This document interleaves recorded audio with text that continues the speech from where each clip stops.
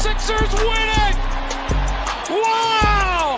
Oh, man, and being just posterized Russell Westbrook. You love the Philadelphia Eagles! Let me get a hell yeah! What is happening, guys? It is Dives, Mr. Crockpot on Twitter. Welcome to Party on Broad. Welcome everybody here to our Eagles pregame show. The Birds go for their 7th straight W over Washington, and today we're going to break down the biggest keys to the Eagles' offense and defense, pick the stars of the game, make our game predictions. Before we get into the introductions, though, make sure you smash that like and subscribe button. Join the chat. Drop a comment. We'll engage with you as much as possible. That's the focus of our pregame show. So let's get to today's guests. First up, I got my man Dylan. He is at DylanJD98 on Twitter, one of the hosts of the Faithful Fanatics podcast. What up, Dylan? What's going on, guys? A little under the weather, so not really the way I wanted to start football season, but either way, it's a good day. I love it. Next up, we got my man Tom. You know him on Twitter at TomDS215. He is the host of A Pod Has No Name. What up, Tom? Not too much. I got a nice 70 wing order over. They're roasting right now at Dan and John's Wings on 3rd Avenue here, and we're getting ready to roll. I love it. And last up, we got one of my oldest friends. He is my man Coyle on Twitter at Ruzzer214. What up, Coyle? What up? Haven't slept a wink. I'm like a little kid on Christmas opening day. Don't know what to do with myself, but got the smoker going, so I'm ready to roll. Love it. I was up at 4:30 this morning putting pork on the smoker. I've got 2 big pieces of pork and smoked mac and cheese. What do you got going on, Coyle? I got some salmon and some sausages, so I got a little quick smoke going. It's nothing too major. All right. Let's get this show rolling, guys. Let's start off with kind of like Miles Sanders being out of this game. Like, Dylan, what's your quick take on Miles Sanders out of the game? How does it impact the Eagles today? Well, my quick take is that he definitely wasn't day-to-day like they said a few weeks ago. My takeaway is that I don't think it's too big. It's not a big deal to me, in my opinion, because of Miles Sanders. To me, it's all who steps up, whether it's Boston Scott or Corey Clement. The Eagles, obviously we'll talk more about it as this show goes on, but the Eagles have to have some sort of run game today or success in the run game today to move the ball against Washington. It's not going to be Carson Wentz. If we look back at the end of this game at the stat line and Carson Wentz throws 45 passes, that's not a good sign for the Eagles today. Right. Totally agree. So, I mean, you start with the franchise records of Miles Sanders. This guy accounted for more rushing yards, yards from scrimmage, and all-purpose yards than any first-year player in Eagles history.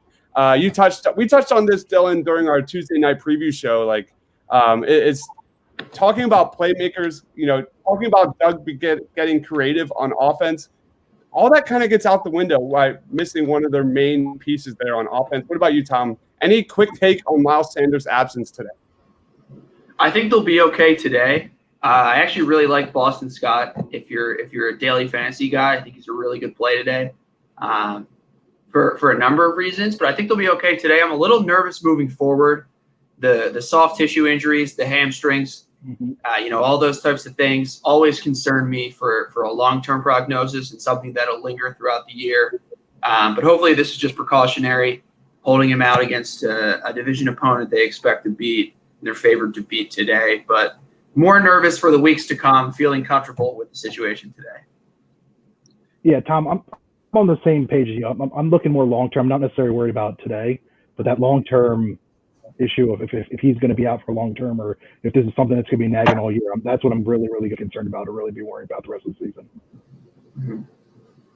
Right. Dodge, real quick. This isn't another one of your burner counts over here, is it? All right, we have Geekly joining. He goes, "What up, Dodge?" No, this is not my burner accounts. So this is geeklygood.com. My man Leo, he says, "What up, Dives? Thanks for joining, man." He says, "Damn, that pork sounds bomb, bro." I did a nice Korean barbecue pork today. Had a nice little marinade gochujang with like soy sauce. It is amazing. I'm probably gonna bring it over at some point later on. Same for you, Cole. I want to see what you got going on. But all right, let's. And then before we get into keys of offense and defense, what about Derek Barnett? Like Derek Barnett, what a roller coaster ride it's been for my man Derek Barnett. Man, this guy literally started at the top of his career, his rookie year, making that game-saving fumble recovery in the Super Bowl. Man, this guy has missed 10 games since 2018. He missed 2 games in 2019 with an ankle injury. Now he misses the season opener in 2020. I know he had 6.5 sacks last season, but man, that doesn't really tell a full story on our guy, Derek Barnett. Just numerous bonehead plays. I know the Eagles are going to rotate a ton on the defensive line today, but I mean, when is the real Derek Barnett going to step up? And if this guy is just a rotational guy at best, this is the opportunity for Josh Sweat. We're going to talk about him a lot moving forward. But Dylan, any quick takes on the loss of Derek Barnett? Well, you kind of took the word out of my mouth, bonehead. Look, you know how there's some guys on your favorite team that you just don't like for some reason and can't stand them? That's Derek Barnett to me on the Eagles. It's like every time in a critical moment in the game, I feel like, just like we say, you're going to get a Jason Peters false start. You're going to get a Derek Barnett unnecessary roughness at a crucial moment in a game. And I just look. I know we talked about it on Tuesday. If he doesn't get at least one sack today against that weak left side of Washington's offensive line, then we're going to be ripping him even more. I think Doug did this as the tactical move, saying, well, he's probably not going to get a sack, so let me keep him out before the fan base destroys us even more. So Derek Barnett missing, it doesn't. I don't lose any sleep. Like it doesn't bother me at all. Yeah. I think what really bothers me. All right. Well, yeah. I mean, this guy. Go ahead. No, I think what really bothers me the most is going to be next year if this sticks up with a $10 million cap hit. Like that's $10 million next year. That's pretty much useless money. That's my big concern for the next year if this stuff keeps up. Any quick takes on that, Tom? Yeah, I mean, I agree with everything you guys said, but I do. I feel good and I feel optimistic about Josh Sweat today against this terrible Washington offensive line. We heard about his Hall of Fame performance in the scrimmage at the Link against Matt Pryor and Mailata, just absolutely eating their lunch. So I expect these Washington guys to be about the same, if not worse, than those two guys. So I could see Josh Sweat really having a blowout performance and maybe even putting Derek Barnett's name out of our minds beyond this season and whether they even pick up that fifth-year option. Yep. All right, let's get this show rolling. Let's talk about the keys to the Eagles offense today. I'll start. I'm going with my first key, more sprints, less miles. Starting today, the Eagles really need to bring that vertical game back to Philadelphia. The Eagles ranked in the bottom of the league in last year in yards per play and explosive plays in that passing game. So similar to what I touched on earlier, like Carson Wentz and the Birds finally have the tools on both ends with Jalen Reagor and Desean Jackson to really open up the Eagles offense finally. So today has to feel like Christmas Day for Carson Wentz. My guy finally has real weapons on the outside. And that's kind of like touching on Miles Sanders' injury. I was really hoping during our preview show, like I wanted to see him more involved in the passing game. I wanted to see him in the wheel routes, in the screen game. That's not going to happen. Sanders led all rookies with 5.8 yards per touch. He had 13 plays of 20 yards or more last year. And then you look at his performance during that last game versus Washington. He had like 172 yards and 2 touchdowns. Just was an absolute beast. So the key to the Eagles offense today, they have to bring the big play back. Go ahead, Dylan. Yeah, look, I could sit here and tell you the obvious that that it's the offensive line and they have to protect Carson Wentz. I could say what I said earlier about how they need to have some success in the run game without Miles Sanders. But to me, it's a little bit of what you said with the explosive plays in the ball and the deep ball, which I think was emphasized in camp. And you saw in week 1 with Desean Jackson and Carson Wentz last year against Washington. But I think to me, the key to the game is getting off to a fast start and putting points on the board early and in the first quarter. The Eagles' offense at times was too stagnant last year, got off to way too many slow starts. How many times did they not score or not score a touchdown in the first quarter of games last season? And that left teams in games with them that shouldn't have been left, that shouldn't have still been in the game. So I think getting to Washington quick and early is going to be very important. Look for a lot of hurry-up offense with no training camp. With no preseason games. Look for Doug to try to get to Washington quick. Yeah, the Eagles were outscored by Washington 34-17 during the first half in 2019. Go ahead, Tom. Yeah, I think to Dylan's point, because of the offensive line and that defensive line being really the only strong unit on Washington's team, I'm excited to see kind of the quick passing game as well, like some slants, some quick slants. I think some Boston Scott screens, some swing passes, things like that, letting him get into space and attacking the outside of this Washington defense. We all know Ronald Darby isn't the strongest tackler, so we get him swung outside against a Ronald Darby or get going downfield. I think the quick passing game will be really big for the Eagles, particularly if they do move with that no huddle offense and try to move with tempo. You're up, man. Go ahead, Coyle. Yeah, I'm more on the kind of what everyone's saying, but line. But my offensive line is kind of like a different. I'd rather it be getting in some of these backup players to actually play. We don't know who's playing, so I'm like, instead of kind of doing this game decision thing, just come up and say,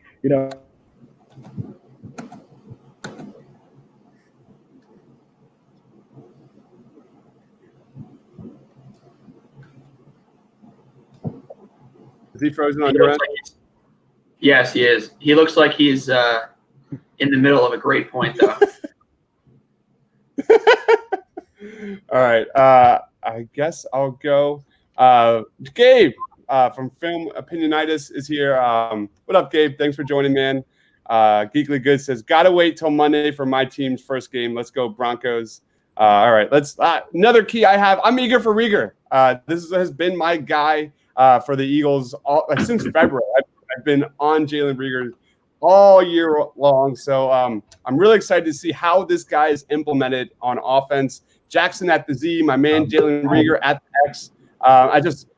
Finally Carson Wentz has true vertical options there, and you expect Darby on Djax. I think Kendall Fuller is doubtful. I haven't seen the update whether he's in or out. Anyone have an idea if he's playing? I'm pretty sure he's going to be. I'm pretty sure he's out. All right. So what an incredible opportunity for Jalen Rieger to kind of what? I was going to say, it's just an awesome opportunity. All right, I will. What an awesome opportunity for Jalen Rieger to really kind of cement his presence with the Philadelphia Eagles. So I cannot wait to see how Doug and Carson utilize Jalen Rieger, whether it's on the outside, in the slot, maybe in the backfield. Just moving him all over that offense is going to be awesome. And then my last key to the Eagles offense is the Carson carryover. When you take a look at Carson Wentz and the Eagles last season, winning the last 4 games of 2019, can Carson carry over that success in the 2020 more weapons on offense? So let's be real, guys. Like, as Carson Wentz goes, so do the Eagles. That team is only as good as Carson Wentz makes them.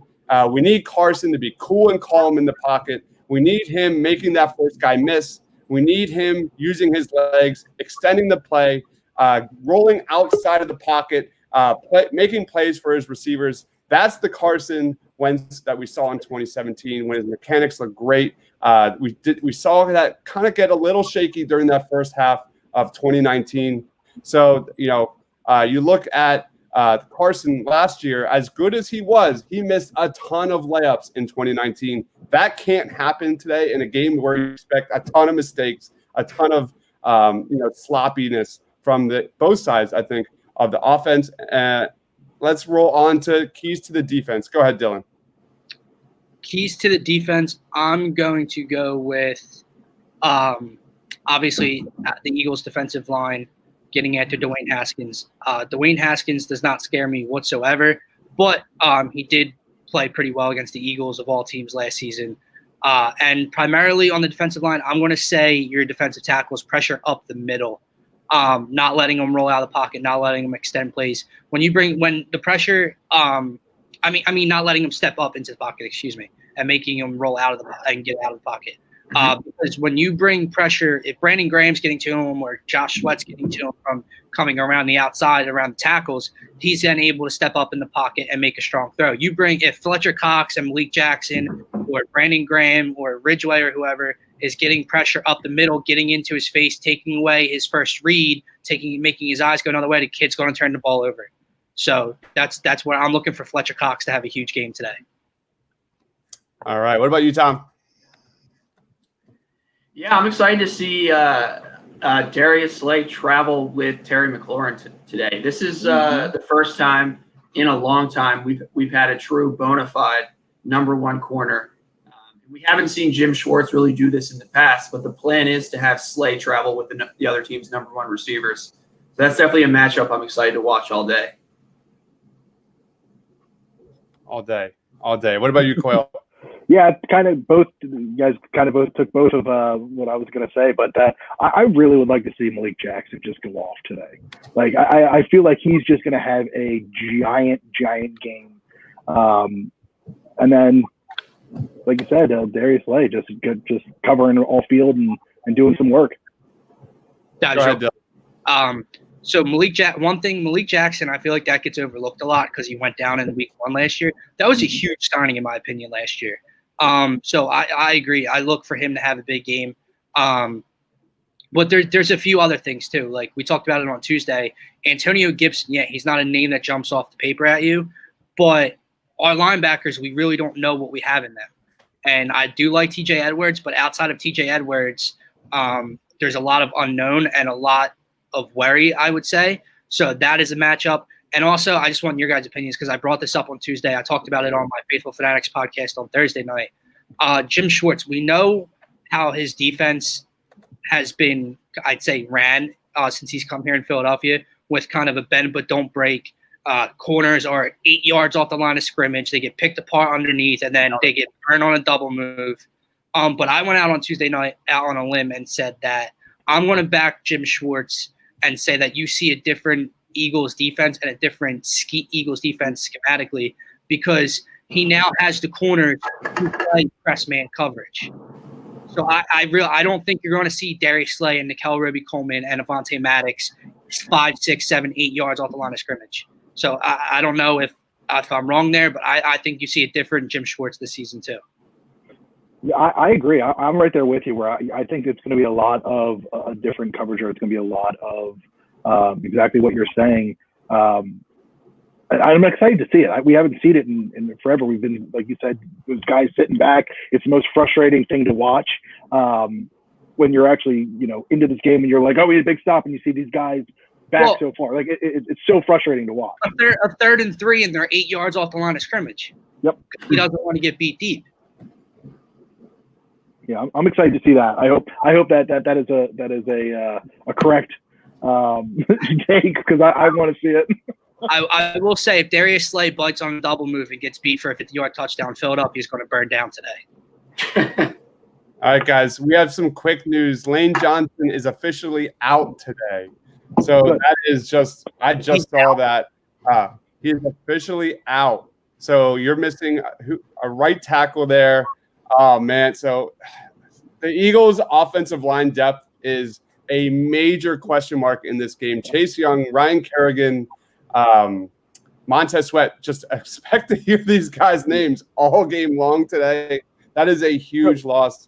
I'm going to say that was actually part of that was actually part of my before I got cut off. That was actually part of my offensive. I actually wanted to see Lane sit. I didn't want it to be a game time decision. I wanted because Jack Driscoll was going to be the backup for it, and I wanted to give him time to get that mindset. I didn't want to see him going half a game and then getting thrown in. I wanted to see, Jack go in there right off the bat, knowing what he's going to do. What you're seeing is some things where you're not getting the noise from the crowd. I think it's going to be an easier kind of plug in, knowing that he's going to be playing right off the bat. Yeah. Real quick, I agree, right. Except I'm not looking forward to seeing Ryan Kerrigan against the right side of an offensive line of Matt Pryor and Jack Driscoll. Yeah. Although the kid was a 4-year starter at Auburn, so maybe he comes in and surprises some people. I think Matt Pryor. If there's an offensive lineman that gets killed today, I think it's Matt Pryor. I don't think it's the rookie. Do we know that we don't talk forward with Driscoll at the right tackle, or because I know there was some talk of potentially going Herbig at right guard and Pryor at right tackle. Have they confirmed? No, I don't know. I was just going off of what Chris said, but yeah, I'd rather have Driscoll play, to be honest. Right. That's fair. Yeah. All right, guys, here we are, week 1. Carson Wentz, man, he's got a crippled offensive line, and my anxiety is just like boiling right now. We're at 90 minutes away from kickoff, but here we are. I'm going to just touch on my 2 keys to the Eagles defense today. You guys touched on it, but it's stop scary Terry. Terry McLaurin crushed the Eagles for 10 catches, 255 yards, and 2 touchdowns on 12 fucking targets last season. That guy is just a pain, a thorn on the Eagles side. So Darius Slay versus Terry McLaurin. We all remember that 17-0 start by the Washington football team last season. The Eagles need to set the tone early on. That starts with Darius Slay. And I'm going to go kind of what you touched on a little bit, Tom. I'm going left side, weak side, and that is Josh Sweat versus Duron Christian. That matchup could very well decide who wins this football game. That you have 2 of the biggest question marks on both squads, the left defensive side of the Eagles and that side on the offense for the Washington football team. Though I see Josh Sweat playing a ton of snaps today, for better or worse. You got Fletcher Cox versus Brandon Scherf. That's going to be a great matchup. Can Josh Sweat make an impact and take advantage of a young 3rd-round pick out of Louisville? So that is a major, major storyline, Josh Sweat. And let's go on to stars of the offense. I'll lead off. I've got Desean Jackson, baby. We saw him torch Washington during week 1 of 2019. I don't see any of that changing here, although with Lane Johnson, I don't know the numbers, but I think they're really shitty. When Lane Johnson's not playing, Carson Wentz's numbers are drastically different. So this is all kind of evolving. I expected at least to have the right side at least somewhat on with Lane.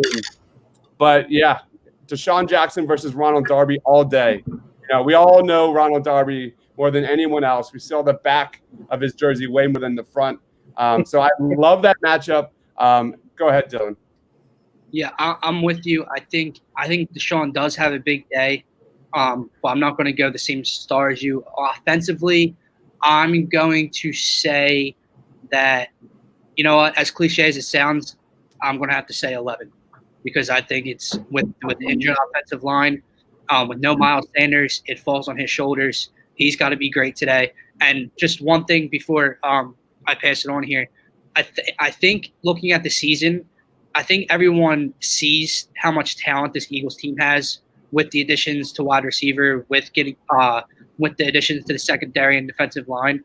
But I think everyone's kind of hesitant or skeptical to give them that 11-win season because of the injuries into the offensive line.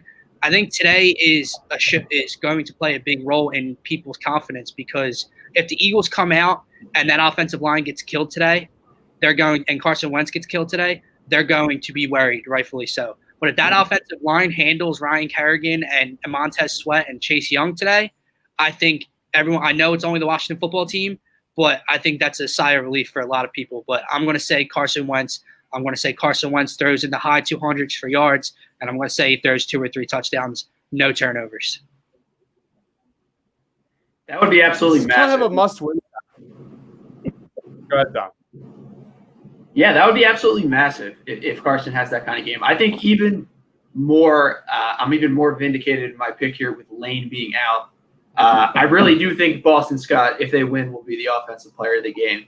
To my point, I don't think Carson will have a lot of time today. I think it'll be a lot of quick throws and other things of the sort. So I think we'll see a lot of Boston Scott in the passing game. And I've always liked the way that he's played, and I think he's impressed each time he's been out there. So I'm going to pick Boston Scott as my offensive start of the game.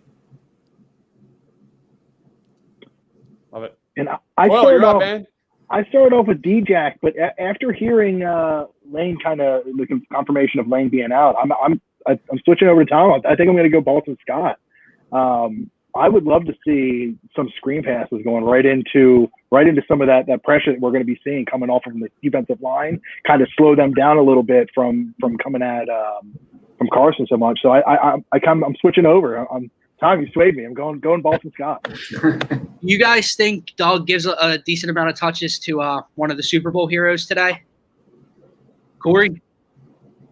I think so. I can see it. I heard he was really strong in camp. He hasn't been healthy for the last few years. So I think if he is healthy, and, even before that, obviously his incredible Super Bowl performance, that whole year he was really impressive in like that 10 to 15 touch range. And I think when you have a back like Boston Scott, I don't know how much of a workhorse you can really pound the rock with him. So I think they'll definitely rotate, and we'll see a good amount of Corey Clement today.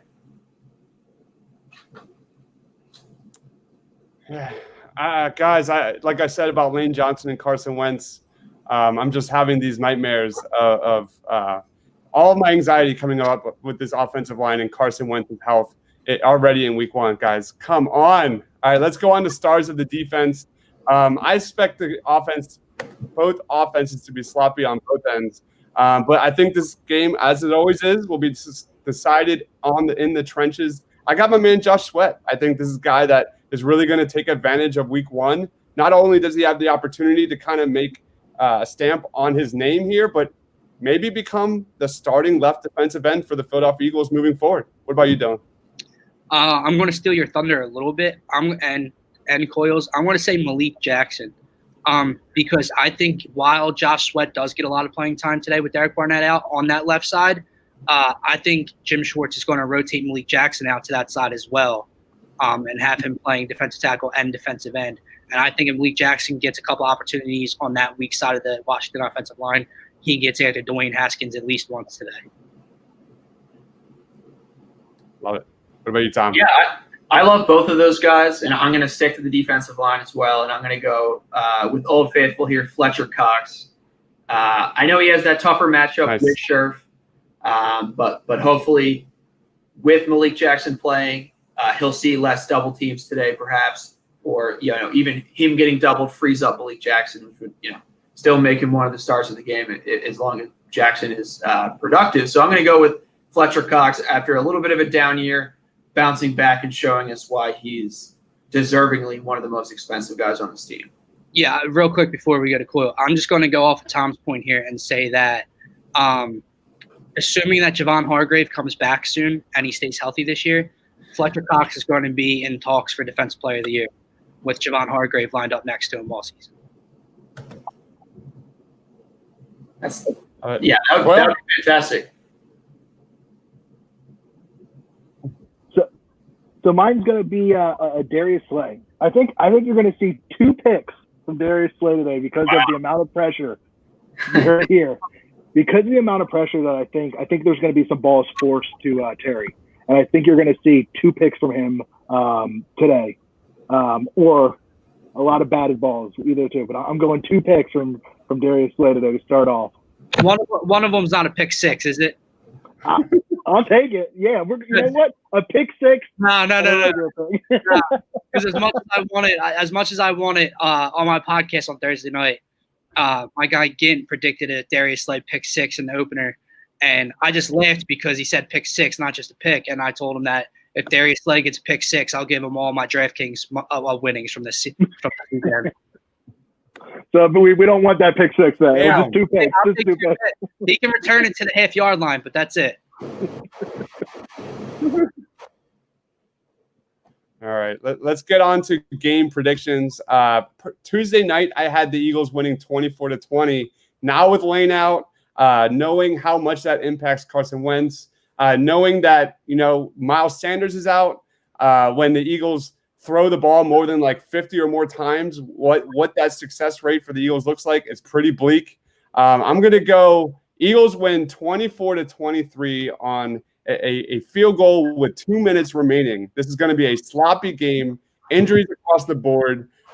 So I think big plays win this game in the end. I see, Doug's play calling really shining in this game. I think it's really going to take Doug's creativity, whether it's reversals or wheel routes or screen game, to really and Jalen Reagor and Desean Jackson will eventually be kind of the difference maker in the winning team for the Philadelphia Eagles. What about you, Dylan?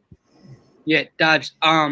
I understand your worry about the Eagles moving the ball and reaching the end zone today because of the injuries on the offensive line and no Miles Sanders. But I don't see any way how Dwayne Haskins and this Washington football team, offense moves the ball against the revamped Eagles defense. I'm extremely high. I know you see my background, my jersey, everything. I'm not even being a homer when I say this. I love the Eagles this season. I love the additions Howie made in the secondary to the defensive line.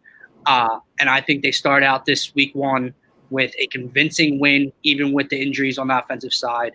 Eagles 27, Redskins 13, Washington 13. I keep doing it. Love it. You're up, Tom.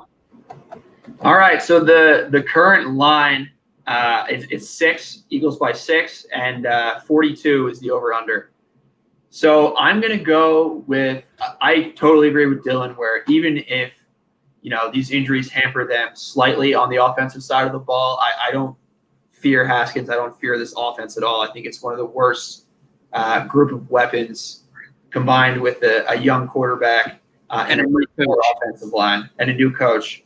So I'm not particularly concerned about that. I think it's a less convincing victory, and it's one where we into next week, we're concerned about whether these injuries will linger and whether this type of performance can carry them to the playoffs. But I'll pick the Eagles 17-7.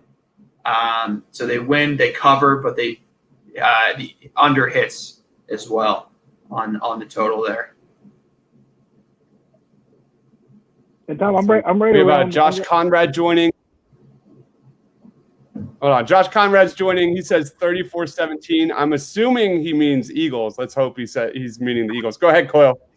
And I'm right there with you, Tom. I'm right around. I don't think that that Washington's going to be able to put up a whole lot of points. So I'm right around Eagles 20, Washington 9. Man, love the optimism. Let's wrap it up with plugs. You're up, Dylan. Well, plugs, first of all, guys, I don't know if this person is watching, but Wild Wild West, if you are, I'm extremely disappointed. I was told Wild Wild West is coming on today. Right. He So, couldn't I don't know make if it. you're out there in the comments or what, but it's messed up, man. No, I have my Phillies podcast with me and Mike Small Wednesdays at 6:30. So tune into that, spitballing. And then I have my Faithful Fanatics podcast with me and 3 of my guys on Thursdays from 6 to 7 most nights. So, yeah, go Eagles, and it's going to be a fun season. You're up, Tom. Yeah, just quickly, Antonio Zuber checking in here with 33-28 Eagles. A high-scoring affair for both squads. Antonio's pumping the over. He's pumping the over, and he's playing a soft cover by Washington. That 5-point victory. So I'll go. I'll plug here. Potus Has No Name. It's a fantasy read-along podcast with me and my good friend Shane Sullivan. We are working our way through the second book in the Stormlight Archive Epic Saga, and we will be finished in the next few weeks here and continuing to press forward. You can interact with us on Twitter at @APodHasNoName. Reddit, we post on the Stormlight Archive Reddit on a weekly basis. We try to integrate all those questions, all those things. So if you're interested in that kind of thing, definitely hop over and check out A Pod Has No Name. Cool. Anything you want to plug? I got nothing. Go. All right. Plug these guys. So very. All right. So make sure you check out our post-game show right after the Eagles game. For Dylan, for Tom, for Coyle, for myself, thanks for watching, guys. Go Birds!